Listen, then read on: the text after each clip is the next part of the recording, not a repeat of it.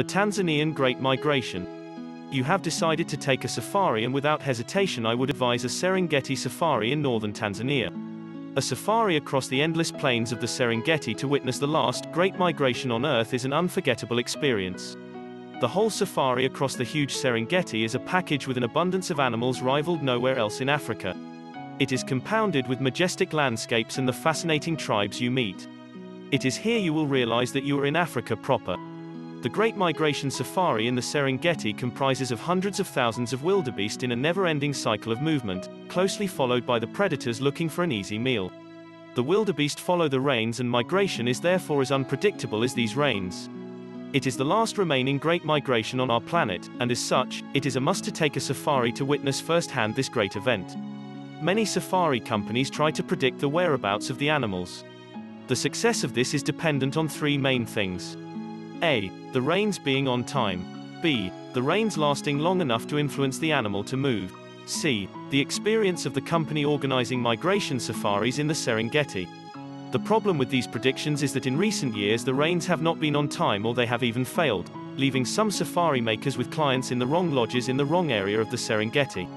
Recently many people on safari in Kenya, as the migration crosses the border and for a short time the migration is in Kenya, experienced the failure of the long rains, and with this failure most of the animals remained in the northern Serengeti, leaving many people on the safari not only in the wrong lodges but in the wrong country.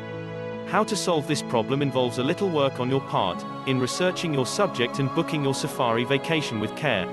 Below are a few simple steps as a basic guideline.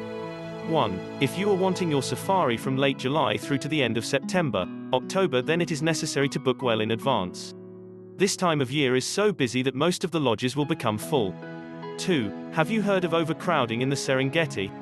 If you have, the chances of the safari took place between these overcrowded summer months, and most probably the safari was in the Serenera Valley, in the central Serengeti. This area of the Serengeti has a good, reliable concentration of animals with a year-round water supply. Many safari companies, especially the bargain-priced safaris, are lazy and send their clients to this part of the Serengeti only. This ensures lower mileage, bigger profits and happy clients because of the abundance of animals. Do ensure your safari includes two areas of the Serengeti. One should be the south or the north of this huge park, depending on the time of year and where the migration is heading. 3. If you have the luxury of booking when tourists are few in Tanzania, then try to leave the actual booking of the safari until a few weeks before your departure. If it is low season, March through to the end of June, then the safaris, that is the accommodation and to a lesser extent transport, are at bargain basement rates. Keep checking on the whereabouts of the migration and then book your accommodation through a quality operator accordingly. Safari operators should be able to get luxury accommodation cheaper than your booking directly. This is how the safari operators make their profit. 4. Unfortunately, the easiest way to a successful migration safari in the Serengeti is also the most expensive. Book a luxury safari in a semi-permanent luxury tented lodge. They are semi-permanent as they move several times per year as the migration moves.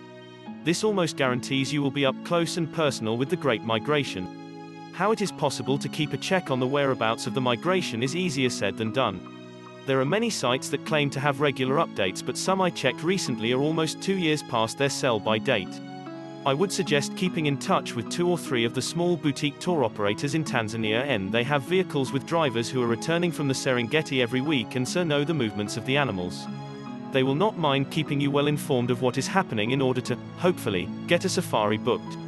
Take time and plan your safari carefully, as the planning is a part of the adventure. Take time to research a little and make sure your ground operator in Tanzania is willing to make your safari special.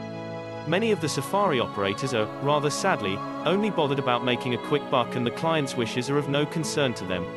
Beware of such companies, as they exist at the luxury end as well as the budget end of the spectrum. Tanzania and the Serengeti are amazing. Ensure that with careful planning your safari experience will be an exciting and memorable one. That's it from our side. Please, like and subscribe to the channel to be the first to get the latest videos.